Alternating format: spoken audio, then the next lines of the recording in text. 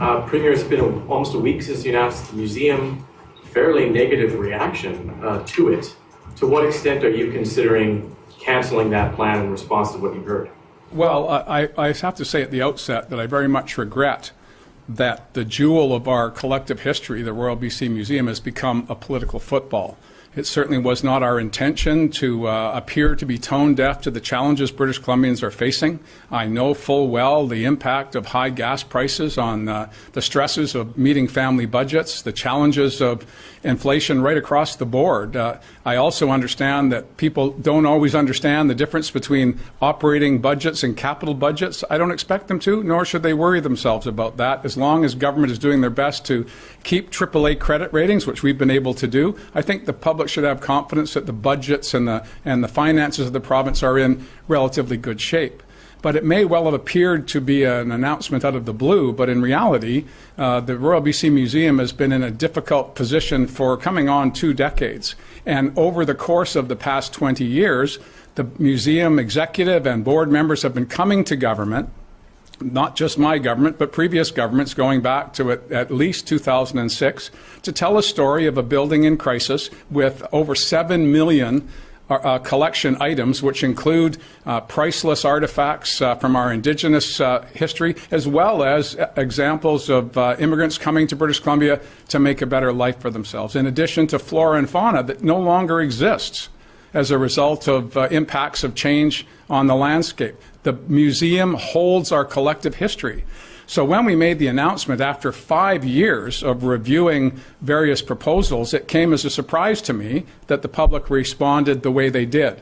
Again, I don't blame the official opposition for being the official opposition, but I am curious as to why they would have ignored this question for 12 years and then all of a sudden decide that it is a negative rather than a positive to the people of BC. Follow up, Rob? Just to pull a Richard here and ask 2 questions in one, but to close off that question, are you considering in any way canceling or pausing this project in response to the negativity that you've heard?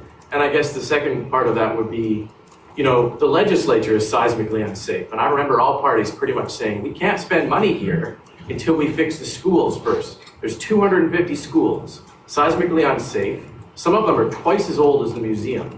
And they're waiting for cash while the government leaps ahead on seismic upgrades to the museum. So on both of those, I'm just looking for your response. Well, with respect to the legislature, it is also seismically unsound, and there are school groups and children that visit the legislature year-round.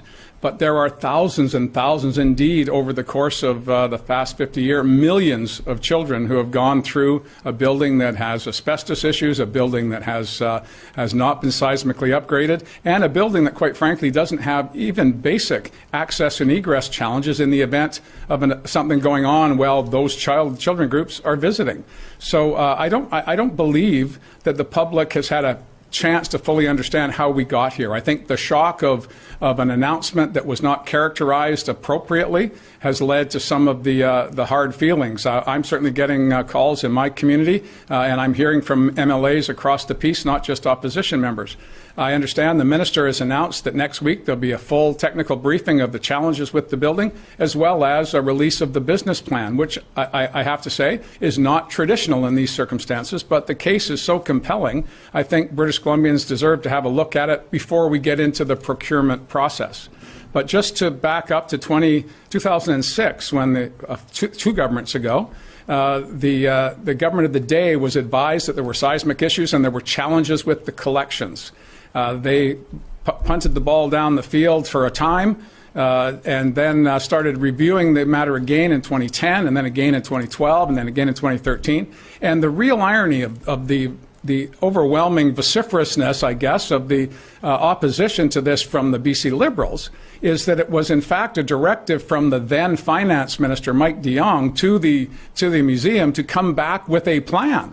And they came back with a plan. There just was no Minister of Finance named Mike de Jong at the time. And instead, we looked at that report, as we did as a new government to a whole host of reports, and we took the due diligence over 5 years to come to a conclusion that to meet the challenges at this absolutely extraordinary facility with the collective history of all British Columbians housed in one place, we took steps to address that. We announced in 2019 we were going to do that. And 3 years later, we laid out a plan. Now, the response has been profound, and I accept that. But I want to assure British Columbians that we are not oblivious to the challenges you're facing every day. But government has an obligation to provide services as they're needed right now. But we also have an obligation to have a forward-looking approach. Building bridges, building transportation infrastructure, building tourism infrastructure.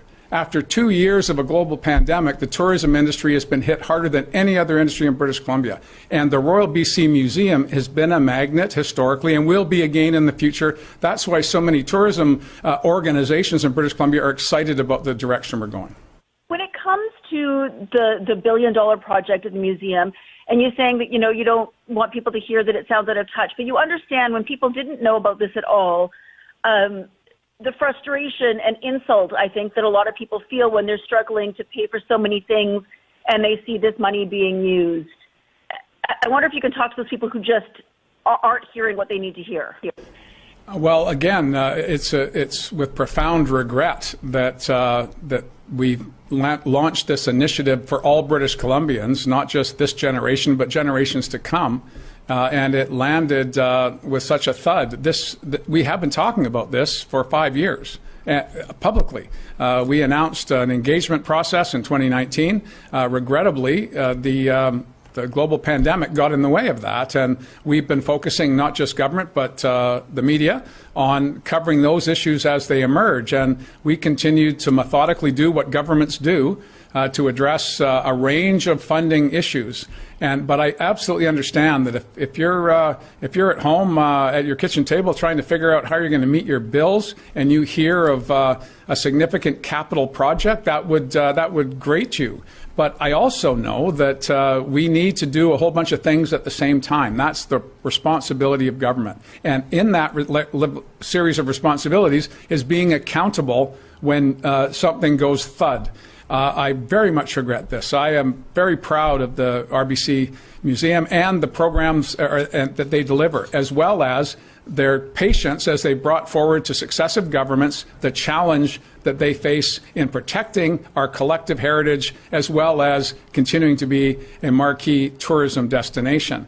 So again, I very much regret that it landed with a thud, but I do believe as we look at the plan, and again, this is an opportunity to explain to British Columbians that we take in money on an annual basis to provide for health care, for education, mostly salaries to people who deliver the important services that we want. And we also take money and we borrow it, not unlike a household budget. You don't want to borrow money to buy your groceries, but if you have a hole in the roof, you go to the bank, you say, I need a loan, I'm going to put a new roof on my house, and over time that increases the value of your asset. That's what we're doing with the tourism sector in southern Vancouver Island, indeed for all British Columbia, because we're investing in our future. That's what capital is supposed to do. Better roads, better infrastructure, which includes tourism infrastructure. So I believe if we've got time to tell the story, British Columbians will understand that this is a long-term project that won't be paid for tomorrow. It'll be paid over time, just as we are paying for new schools, new hospitals in every corner of the province, seismically upgrading those schools that are coming to us in priority order from school boards across the province, and we're going as fast as we can. Could we do more? Sure we could. And that's my mission, to do that every day.